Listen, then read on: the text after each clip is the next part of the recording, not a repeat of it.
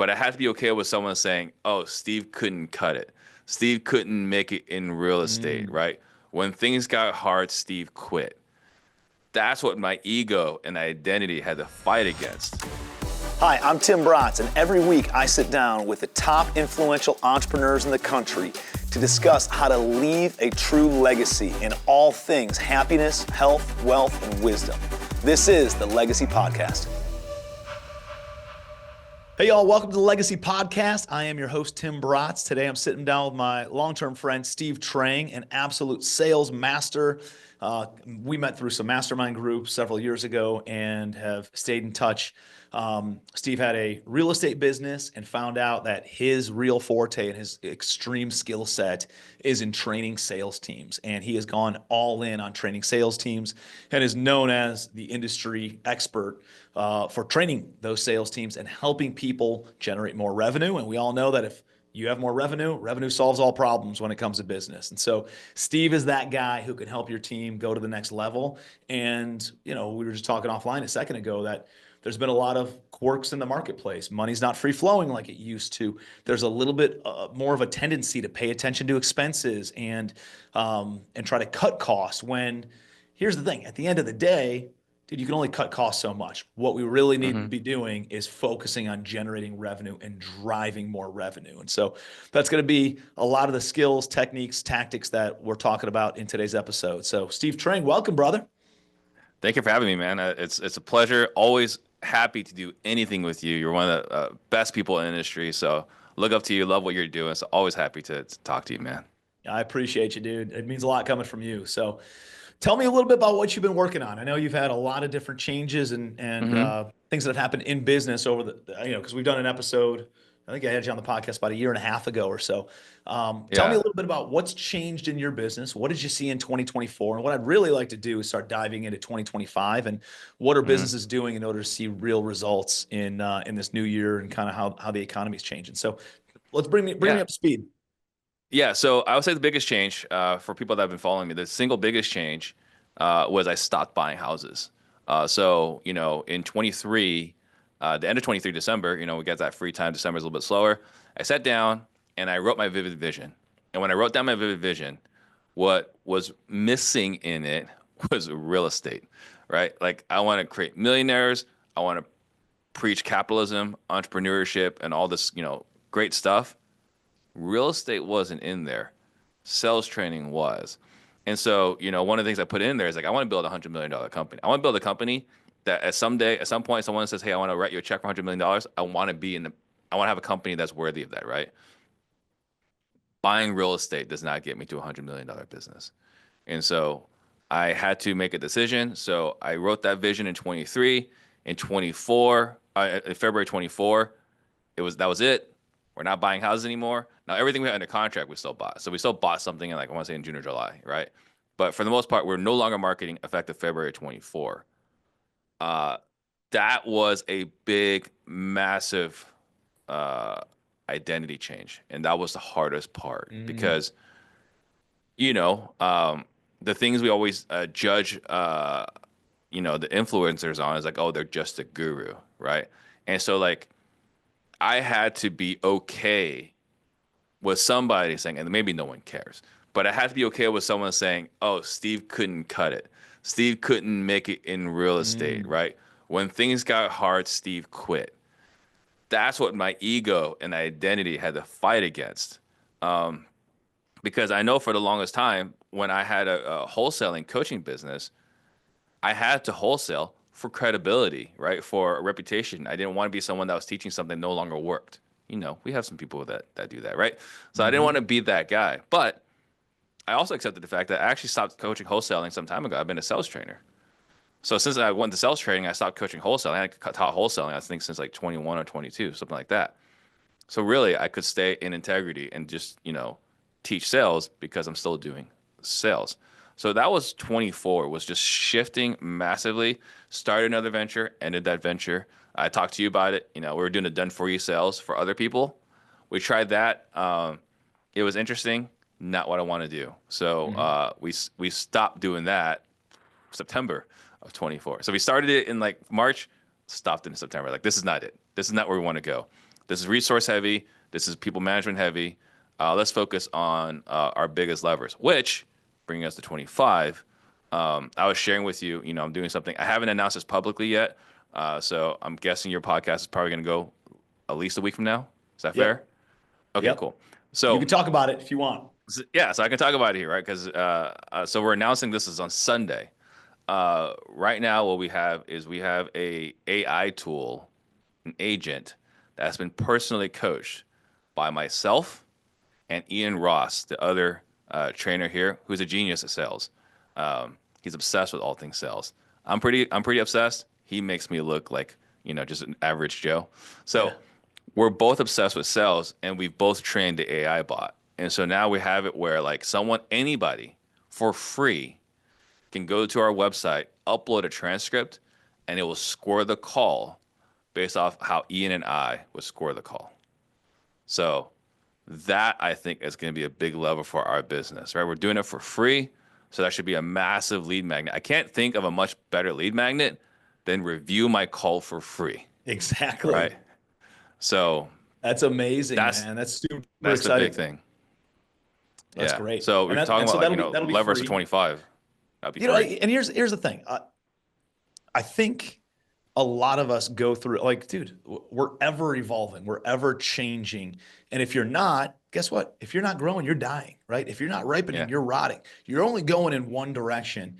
And I think it's totally fine for identities to change, right? Like you've been in real estate, but guess what? A lot of people have gone from real estate and residential flipping of houses or wholesaling and then Mm-hmm. into flipping and then into buying rental portfolios of single family and then Mm-hmm. multifamily and then whatever the other asset classes are, or they get into Mm-hmm. Airbnb. And guess what? That's okay, right? There's nothing wrong either with being in real estate and being, hey, I'm really good at the sales training side of things. Yeah. And it feeds me, it feeds my soul, it makes me feel good. I'm making a bigger impact. And Exactly.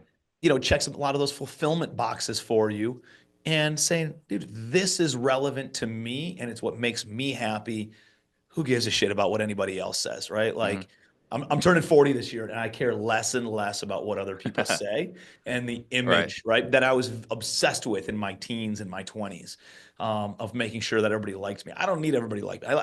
I want my friends to like me. I want people I respect to like me. And Yes. guess what? I know what kind of person I am, and I know that I do the right thing in tough situations. And so, if somebody talks smack about me, they can go talk smack, but it's not anything like what happens with other people in the industry. And so, Mm-hmm. you have a similar, reputation where everybody loves you, everybody, respects you, and they know what your skill set is. They do, and they come to you for that skill set anyways. Like, it doesn't Right. matter if you're closing 2 deals a month or 10 deals a month or 0 deals a month. That's Mm-hmm. irrelevant. And I think it takes some balls to be able to then identify that and be okay with whatever the backlash is, knowing that it feeds you and you're Mm-hmm. going to be able to feed the market better and serve other people better by diving into this. So I want to pay you some accolades on that because I think most people don't have the guts to do it, and they Yeah. just keep on going through life with however they think other people see them in their mind. And here's how I should be for other people versus being their Mm-hmm. true authentic self. Dude, then you're just living a lie all the time. And that's never fun for anybody. So Yeah. I um, appreciate you saying that.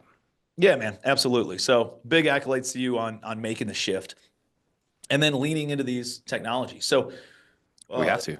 from and we were talking offline about how my business has evolved, right? Like, guess what? Mm-hmm. Real estate, commercial real estate got kicked in the crotch over the Oh. past 3 years, right? Yeah. Valuations have dropped by 30% on average, Mm-hmm. just based on insurance costs going up and interest rates, right? How Oh that yeah. affects valuations and labor expenses and taxes being reassessed and all this other stuff. So, my mastermind has gotten some attrition where we lost, I don't know, about 50% of our members. Um, Mm-hmm. I mean, I know other masterminds, by the way, who are totally out of business now Oh because yeah. they lost Yeah. 100% of their commercial real estate members. So we're Mm-hmm. at like 150 members. We were up to about 290 or something at one point.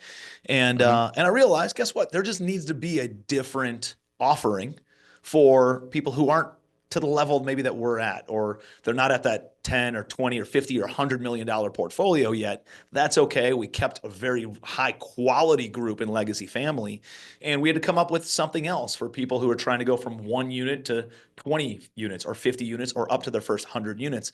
And so we created Legacy Boardroom. Legacy Boardroom is just the virtual mastermind. Not just, but it's a virtual mastermind with daily boardroom calls with my executive team, helping people out for $300 a month instead of $2,000, which is what Legacy Family is. And so Yeah. That's an insane value. constantly evolving, right? And I guess that's my Mhm. point of you are constantly evolving. What do your offerings look like now, and how have you refined that over time? You've obviously eliminated stuff that was either too draining on you or too Yeah. much overhead, too many headaches. And how do you quantifiably, is there a process that you go through of saying, hey, this is something that we want to do, this is something that we want to remove? Are you hmm adding and removing every year? Like, what does that Yeah. process look like? There's elements of so I was partner in Whale Club. I'm no longer a partner in it. It's part of my, evaluation process. But being in Whale Club, being a partner was one of the best things for me because it helped me understand it's not just about time or money. So like, when we first start, when we're younger, like it's all about the money. It's all about the dollars, right? And then we get wiser. It's like, well, it's not just about the money. It's actually about the time. The time is the one asset that's not renewable. So time is your most valuable asset. And for the longest time, I believe that to be true. And now I look at it, and again, thanks to the Whale Club, is there's 6 different currencies. There's your attention, there's your time, there's your influence, there's your money, there's your energy, and there's your relationships. And everybody has one or two that they have an abundance of, Mm-hmm. and everyone has one or two that they're scarce in. So now I got to evaluate, what do I have a lot of, what do I not have enough of, and how can I leverage what I have a lot of to get a lot more of what I don't have enough of. And so for me, attention, it wasn't just time, it was attention. So now I'm just really intentional with my attention. What am I paying attention to? What am I paying attention to, and what drains my energy? Because as I have less energy, it's harder to pay attention. For So sure. anything that drains my energy, we are probably going to eliminate it from my business, right? And we all kind of are aware of it. Like when I was a realtor, hey, this is a difficult client, just fire them. It's easier, just fire them, right? And then we do other Well, businesses. We it's just easy to do once you have a business built up. It's scary as hell to do when you're exactly, early on in business. exactly. And so with our done for you sell solution, it was like, hey, this is actually quite a bit of work, more work than I anticipated, right? Mm-hmm. Because I thought everybody needs a sales team. Everybody needs a sales team. I thought that was just generally accepted knowledge. That is not generally accepted knowledge. People are willing to suffer with low sales. Mm-hmm. So I had to chase people down. It's like, hey, like, instead of you selling, what we sold for you, I already have a team in place, right? And then the flip side of that, as we were adding and taking and removing people, I had to increase or decrease the number of salespeople in my organization in order to fulfill that. Well, this is energy draining. This is Mm-hmm. not what I signed up for. It's like, okay, that's out. So everything has to come down to levers.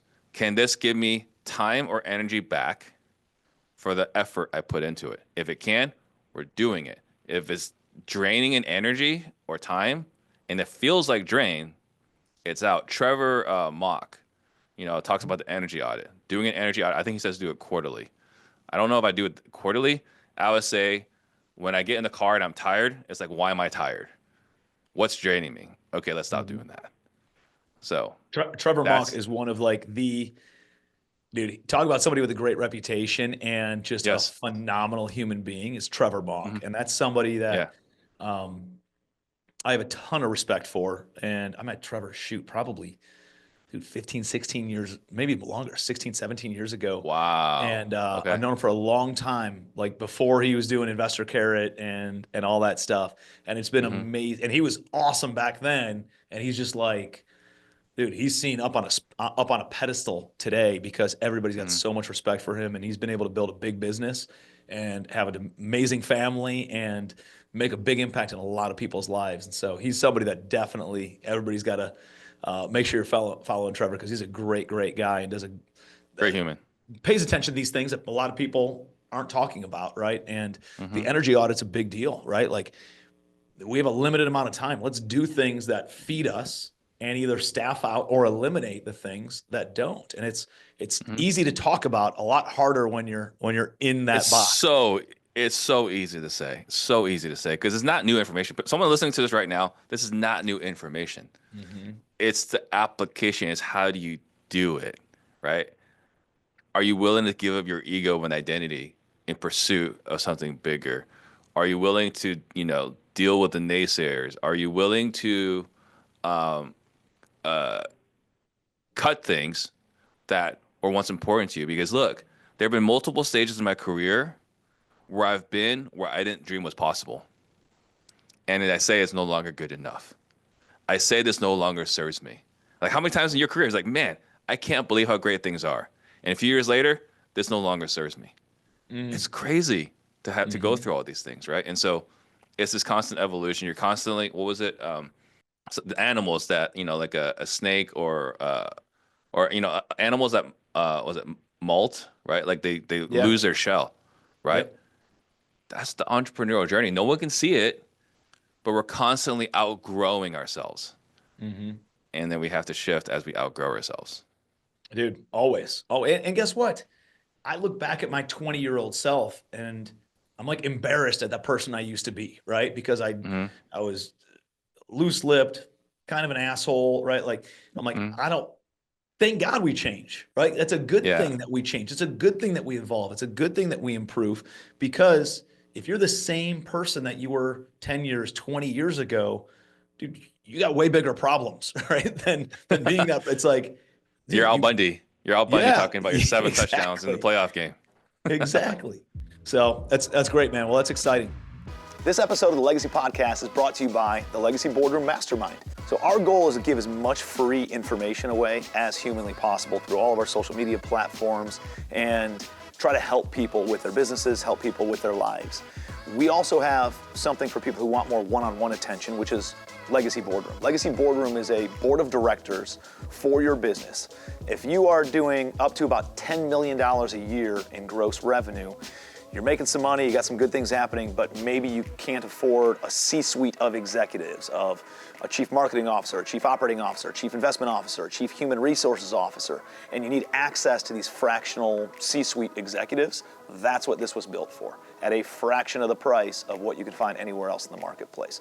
So it's my actual team who have built multiple 7 and 8 and 9-figure businesses and real estate portfolios that is available every single day of the week on these daily boardroom calls. So any questions that you have, you can hop on, ask questions about operations to my COO, ask questions about acquisitions to my CMO, ask questions about raising private money to my chief investment officer, or team building to my chief HR officer. So they're available for you 5 days a week.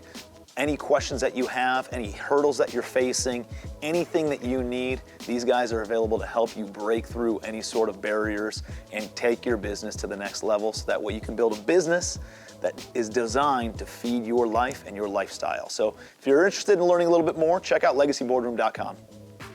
As we're looking forward into 2025, what are you Hmm. seeing in the overall marketplace?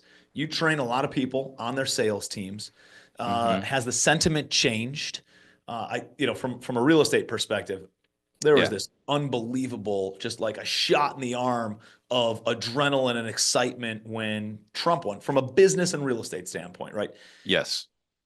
From the time that he won the election to the time that he came in and a few Hmm. weeks after. And then all of a sudden, dude, February and March, there's tariff talk and there's, all these other things. And then you see the stock market dropping and you see how Tesla stock is being treated Mm. because of Musk coming in and removing some of the fat in the federal government spending. And some Hmm. people like it a lot and some people dislike it a lot. And it's polarizing a lot of things and it's affecting the marketplace because of some of these talks. Yeah, I saw something. I forget who it was. I think it was like, uh, I don't know, one of the big Goldman Sachs or somebody just did a study that increased the likelihood of a potential recession occurring from Hmm. 17% up to 31%. And that just happened a week or two ago.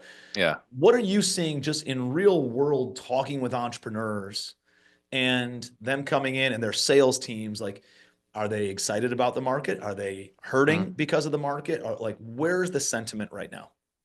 So I have the good fortune of working with these real estate teams. I get to work with the acquisition managers. I get to work with the dispo managers. I get to work with the lead managers. I get to work with the sales managers, right? I get to work with all four levels.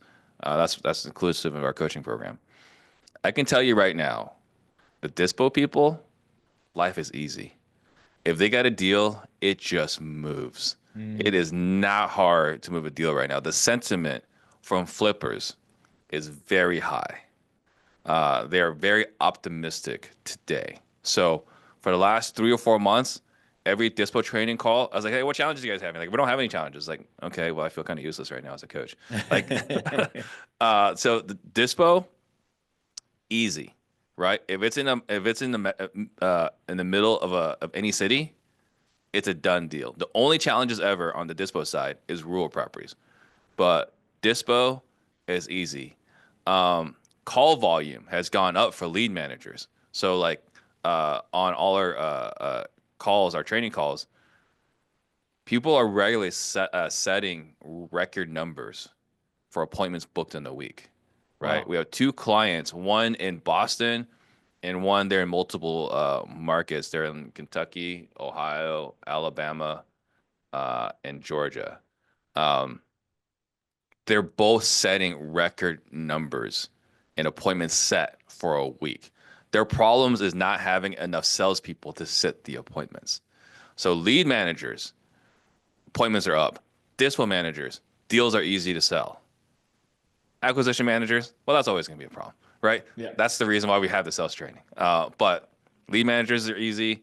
Dispo managers are easy. Sales managers, finding good talent, that's always a challenge. Hmm. Um, but yeah, I, What I What would do you say think the what do you sentiment think the is up. problem is with that? Do you think it's because people uh, the job market's strong? Do you think it's because people have moved over into other industries? Like what's your thought process there? I think I think it's just an indication that as a wholesaling company, most wholesaling companies, myself included, is that we aren't run like Fortune 500 companies. There's a reason why Fortune 500 companies have their processes. The reason why they have HR and everything else, Mhm. right? We hate it. It's the reason why you and I quit the corporate world or maybe Yep. didn't enter it, right? But they have those processes and procedures for a reason. That's so I think the reason why a lot of these wholesaling companies are having a hard time hiring is because they're still shooting from the hip to some degree, Hmm. right? So I think Yeah. that's really what it I comes think I down think to.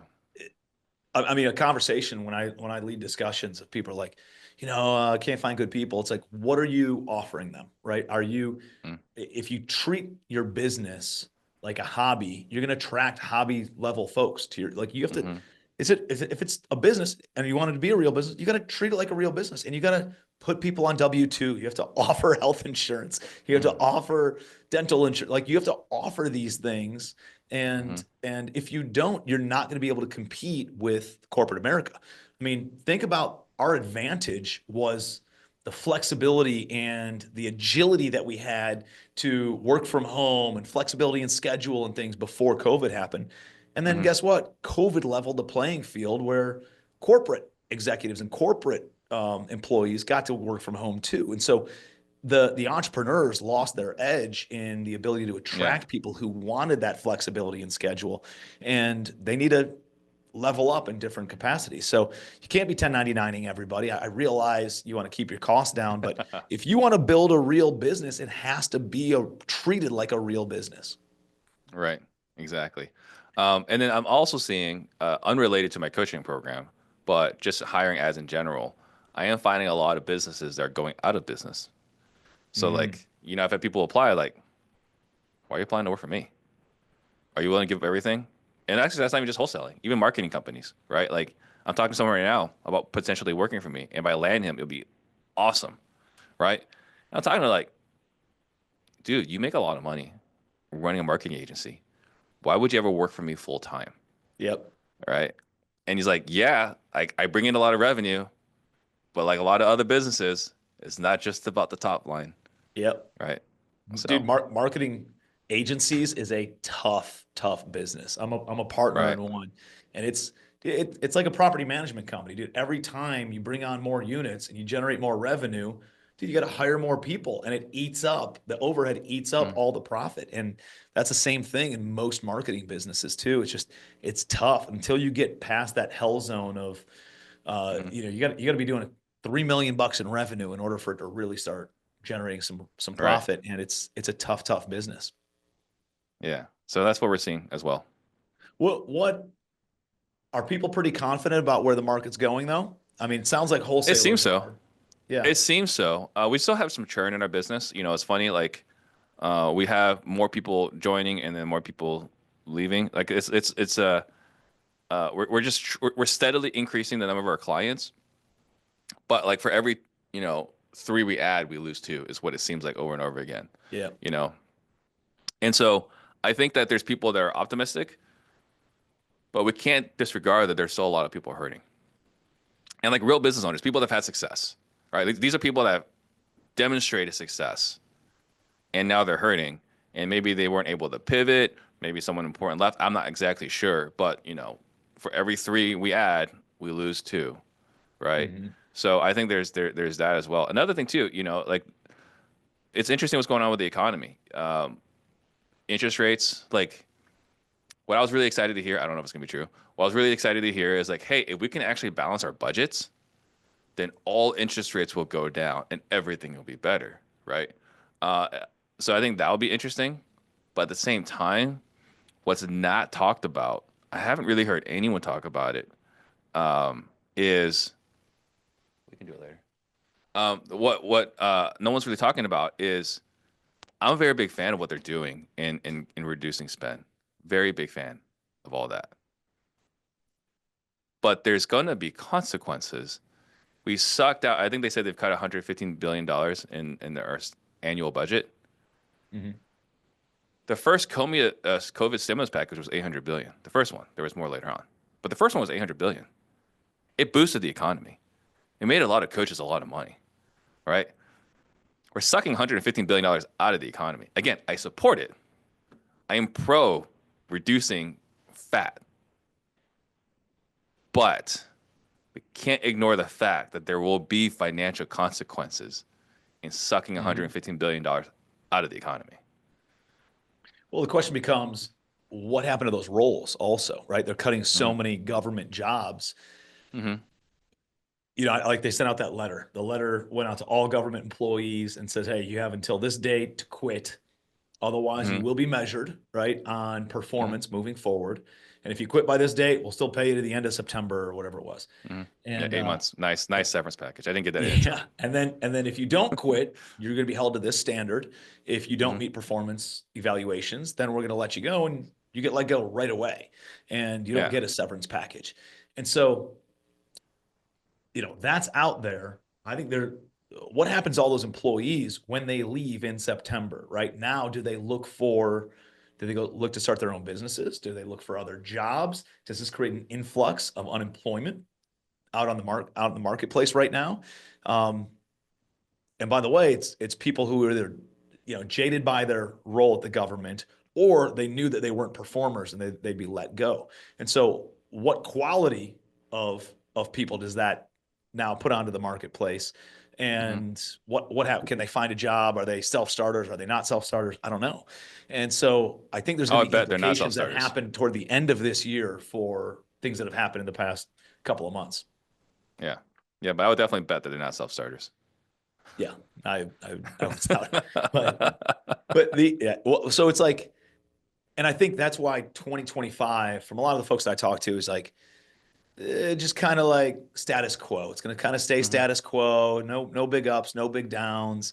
And then, what you're seeing in the real estate side, I think stems from the supply and demand issue with housing. There's no Mm-hmm. affordable housing. There's no houses that people can buy. There's no affordable houses under $400,000 that builders are building.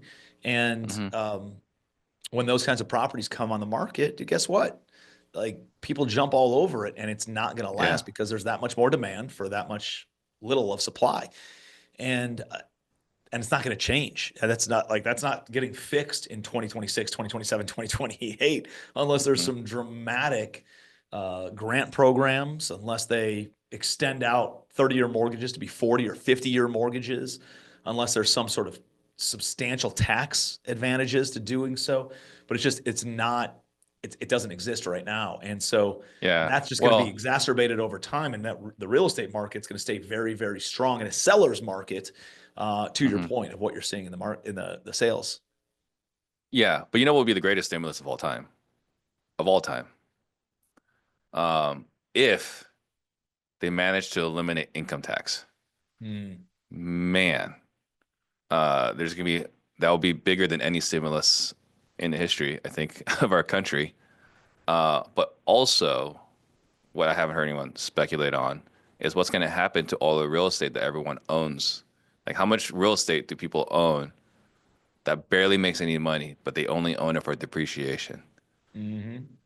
Once we get rid of income tax, You don't need there's depreciation. really you don't need depreciation. Well, unless What's I mean, there's still going to be corporate taxes, right? And so those yes, businesses will still be taxed on the rental revenue and stuff like that. So maybe it's just it gets shifted. I don't yeah, see it being I don't see it eliminating income taxes, but mhm, I could see them going to a flat income tax rate yeah, of like, hey, guess what? No, right, which to your point is the exact same thing with depreciation. Doesn't affect it because you don't get write-offs anymore. It's just hmm whatever your gross revenue is, you pay 10% to income hmm taxes, no matter where you are. And if you're under 75 grand a year or something, then you don't pay anything or whatever the number is, right, or 50 grand. And what does that look like? And does that reduce corporate spending, right? Do you not take the private jet to go to that meeting because it's not a write-off anymore? Do you not go and order the extra special bottle of wine because it's not yeah. half I'm partially gonna cancel my deductible? Gulfstream order. Yeah. Yeah, yeah, there you go. Do you buy a more economically friendly vehicle instead of something that weighs over 8,000 or 10,000 pounds to be able to Yeah. write the whole thing Are off? you gonna get a Hummer or a Model X anymore? Yeah. Yeah. So Who like knows? what ends up happening in that? And I think there's a lot of these reverberations that will occur that nobody knows. If this, then that. It's not that easy because it's like many chess moves ahead of Yeah. like There's too how many is it variables. way too many. And so Yeah. here's what it goes to. Dude, you control what you can control, right? And hmm that in business, it's you drive more revenue. If you drive more revenue, everything else falls into place. And then you can Yeah. hire the people you need to hire. You can pay the commissions you need to pay. You can cover any expenses and not worry about break even. But I do think the real estate market's going to be stay strong or be very hmm strong for a while, especially in that Yeah. affordable housing realm. Yeah. General business, uh, how is that going to change? And there's a lot of question marks out there that I think we're all kind of waiting to see how the dust settles on some of this to see how it's going to impact everybody. But I think what's empowering to think about is you control what you can control, right? And there's Always. always these things that get thrown at us, but if you can uh, respond properly and hmm you that is really what dictates your success. That's Yeah. really what dictates your outcome in life and your outcome in business is not tough things happening to you, but how you respond to tough things happening to you and how you Yeah. show up for your team, for your family, for the marketplace and the community. hmm And that's going to dictate more than just tariffs or income taxes Yeah. or any of this other Yeah. The stuff. ability to persevere, grit, determination, overcome adversity, like over and over again. I know you had some big adversities not even that long ago. Yeah. I've got adversities, right? So like, and one of the things, I was talking about using AI. One of the things I'm most excited about, particularly for my clients, is we are automating their sales call reviews, right? So I'll give you an example here. So I built this out for my team. Like I said, we're rolling out Sunday for everyone else. So I rolled this out for my team. I'm literally sitting there at lunch with my sales manager, and we have the automated call reviews happening, right? In the middle of lunch, we get an automated call review, and I look at it. This is minutes after call's done. I look at the call review, and I have a WTF moment. Like, what the hell's going on here? Why is she doing this? We told her this morning not to do this. She just did it again on this call review, on this call. And so I tell the sales manager, you need to have a word with her. now. Instant. So before you have to wait for maybe the VA to listen to the call, or like a week later you listen to the call. What I'm really excited for my clients right now is instant call reviews. You can see real time what your salespeople are doing on their sales calls, and we can fix problems now because the sales manager is getting an instant report Mm-hmm. minutes after the sales call is completed. It's powerful, man. And I think that the whole AI space of having faster information and better information is going to change a lot of things. And it's an Yeah. amazing tool that you guys are putting together and uh, making available. By the way, where can people find that? So you can get the free one, objectionproofselling.com/AI. So pretty simple, right? Objectionproofselling.com. Objectionproofselling.com/AI. Yep. Really simple. That one's free. Automation, obviously, we have to charge for it. We're a business, Yep. but it's free. Anyone can go in there. They can put up their call. I'm never going to charge for that one for like the one-off. So like if someone doesn't have the money and they just want to get a bunch of one-offs, I don't care. That's fine. Great. Have at it, right? But it's like legitimately an AI bot that Ian and I have been training for months based off our sales philosophies, which subjectively biased, I believe, is the best sales philosophy, right? But it's an AI bot that's trained, and it's a complete report. It's like a 4 or 5 page report. And is this specifically for the real estate industry, people in the real estate industry and sales, or could be Nope, used for any sales call? any sales call. So once we have people, signing up and buying from us, we can customize it, right, for their role. Initially, it's gonna be acquisitions, dispositions, lead managers, but eventually, it's going to be recruiting, raising capital, like any sales conversation, right? Recruiting is a sales conversation. Raising capital is a sales conversation, right? Any sales conversation, we're going to be able to customize it for our clients. But right now, it's just going to be it's industry agnostic. This is just how good did you set expectations at the beginning of the call? How much motivation did you actually find? How much pain? How much gain? Did you use? One of the things that we're really strong sticklers on following sales process. So, for example, I believe the word think should never ever be said in a conversation. So it will flag it. You said the word think on the thing. So like we have a whole rubric of what we believe to be ideal sales. This is what we use to rate our team internally on I sales love it. calls. We're making this for free for the So public. so let's can we do a quick like audit, right? So Hmm? uh, let's go through if you're looking at a sales call, what are some Hmm. things? I love a tactical takeaway from this Hmm. podcast that people Yeah. can be like, okay, well, hey, these are a couple of things that I should be doing, Hmm. or my sales team should be doing on a sales call.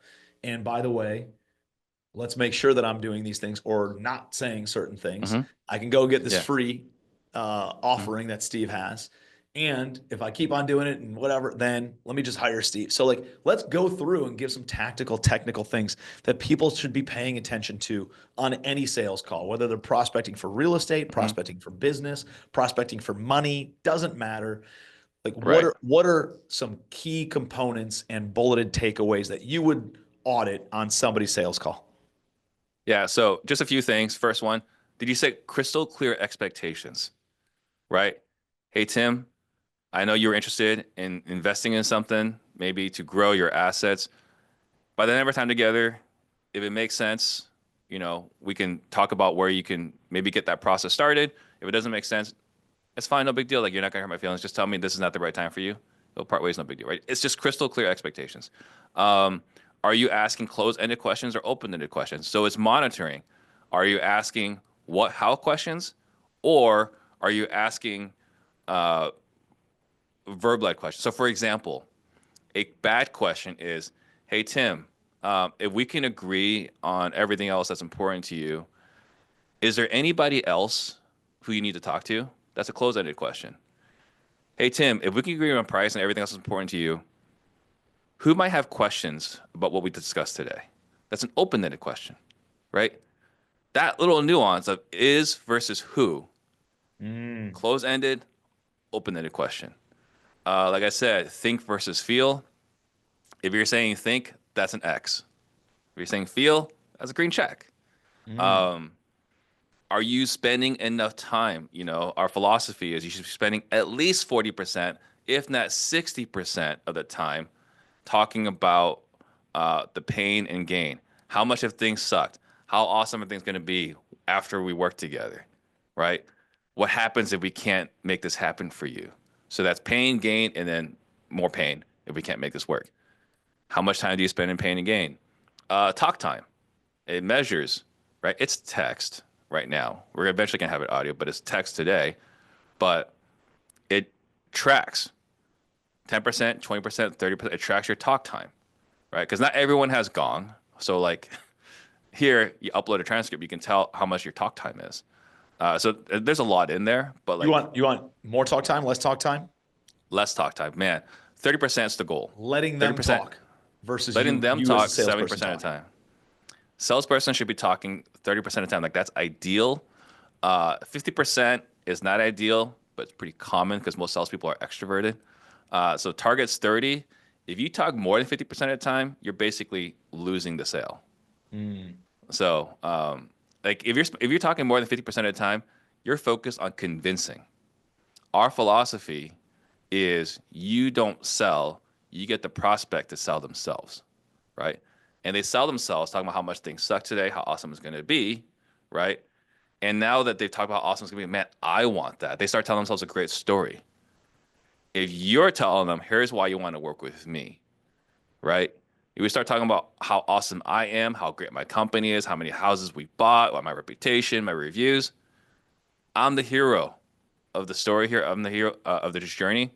Nobody wants to deal with the hero. They want to be the hero. Hmm. So when we're asking questions, hey, like, how did this happen?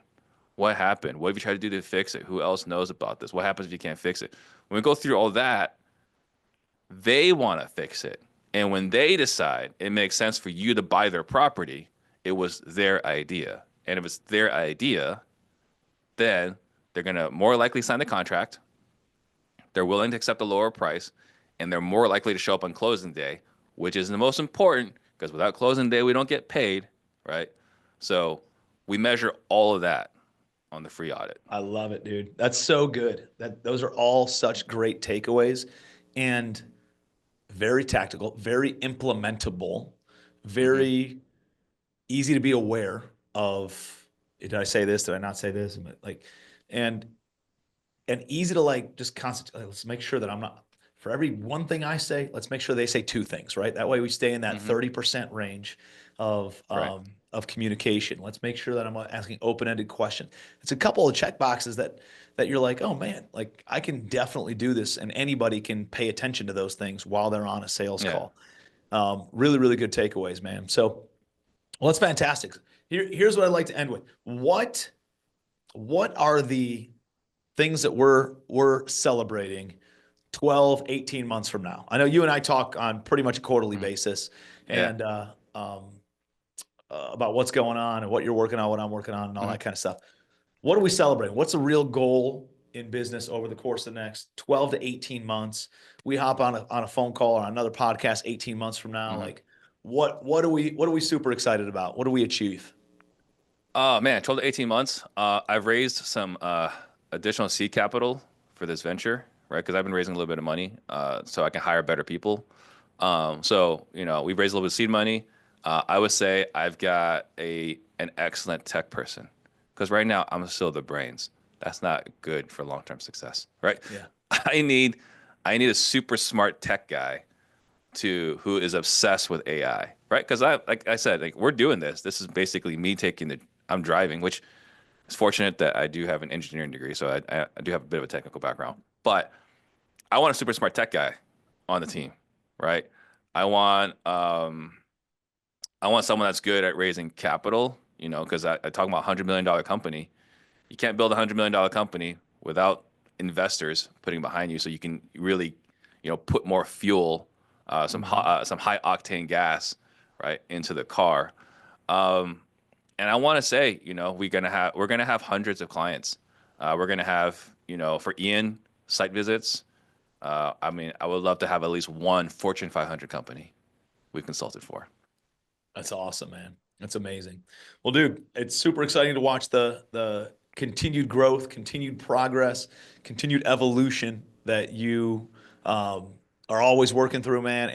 And I will say, like, your sales training, I've had you on stages for Legacy Family. I've obviously we've talked behind the scenes a whole bunch of times, Hmm. and you are seen as the industry expert on all things sales. And so, if anybody watching this is not familiar with Steve Trang and his um, sales training, where's the best place for them to get a hold of you and learn a little bit more so that way their staff can get trained up on how to generate more revenue and Hmm. not be affected by the economy and create their own economy? Yeah, so the best way, so there's Instagram at steve.trang, but we have, I created a master class of sales, right? Everything I believe, like this is a class, this is not like, training, not direct coaching with me, but the class, it's like 12 modules. And I sell it for 27 bucks. I used to sell it for $3,000. I sell it for 27 bucks now. You just go to objectionproofselling.com. You can just buy my sales masterclass for $27. Like I said, people pay me thousands of dollars for the course in the past. People pay me a lot more than that for coaching. The masterclass, 12 modules for 27 bucks.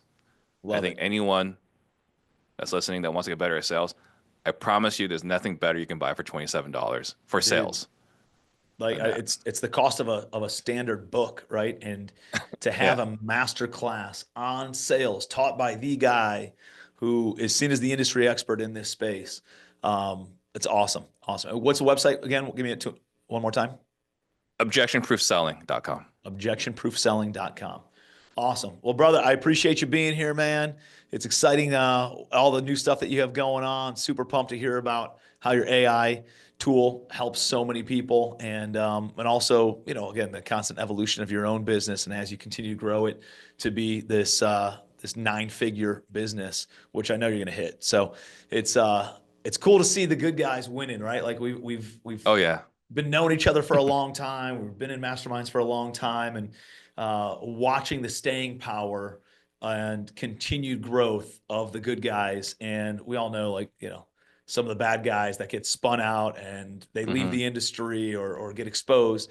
And but at the same time, seeing the good guys continuously win, and then obviously being able to win together. You sell your Yeah. business for $100 million, and guess what? There's probably some real estate deals that we end up buying together, right? I sell my Oh, yeah. software for X number of dollars, or I bring you guys in as an affiliate for the software, and you train sales teams of all the different investors that utilize our software. Like, I'm sure there's all this cross collaboration type stuff that's going to be coming into the mix, and just excited to have you in the Rolodex, man. You're one of the guys I really admire and really respect in the industry. So thank you for being here. Yeah. I feel the same way about you. So thank you. Thank you. I'm appreciate our friendship. Appreciate we were able to connect through masterminds. Hey, well, thank you for being here. Hopefully you got a ton of great value out of this episode. We try to give as much free value as possible across all of our social media platforms. So please make sure that you're connected with us. We are at Legacy Wealth on YouTube. We are at Tim Bratz on all other social media platforms, and we're available anywhere that you listen to podcasts. The best way that you can support this podcast is by just subscribing to our YouTube channel, by liking the video, by commenting on it, and by sharing it with anyone else who might get some great value out of it. So thank you again for being here. We'll see you next Sunday on the Legacy Podcast.